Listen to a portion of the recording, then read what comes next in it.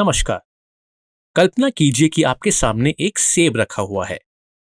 अगर आपको एक चाकू दिया जाए और आपसे कहा जाए कि सेब का एक छोटा टुकड़ा काट दीजिए, तो वो आप आसानी से कर लेंगे। मान लीजिए और छोटा टुकड़ा काटना हो तो आप उस टुकड़े को काट के और छोटा कर देंगे। और छोटा करना हो तो आप उस टुकड़े को भी काट के और छोटा कर देंगे। और छोटा करना हो, अरे कब तक छोटा करना है, एक ही बार में बता दो ना।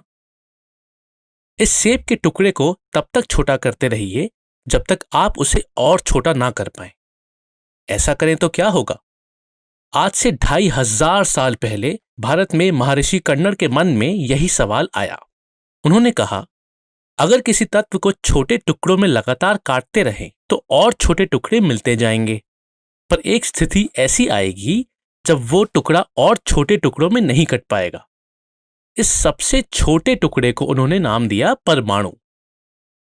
उसके बाद एक और भारतीय दार्शनिक पाकुधा कात्यायमा ने कहा कि इन्हीं परमाणुओं के अलग अलग तरह मिलने से हमारे आसपास इतने सारे प्रकार के पदार्थ बनते हैं।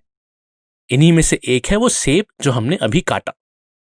इसी प्रकार से अगर हम आसपास के बाकी पदार्थों को भी लें तो उनको काटने पर भी हमको उनका सबसे छोटा कण मिल जाएगा।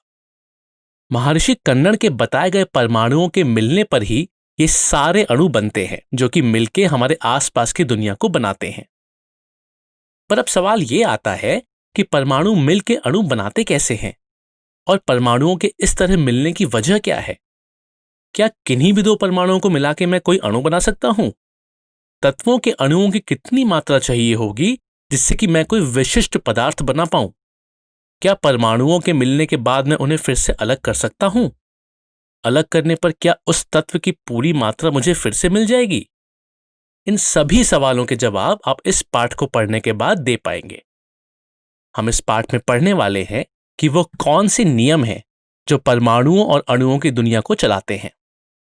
इसके साथ साथ हम रासायनिक विज्ञान की सबसे महत्वपूर्ण अवधारणा मोल संकल्पना के बारे में भी पढ़ेंगे, जिससे आपको और आसानी से समझ आएगा कि परमाणु और अणु के मिश्रण के नियम कैसे निर्धारित करते हैं कि तत्वों की कितनी मात्रा से कोई पदार्थ बनता है।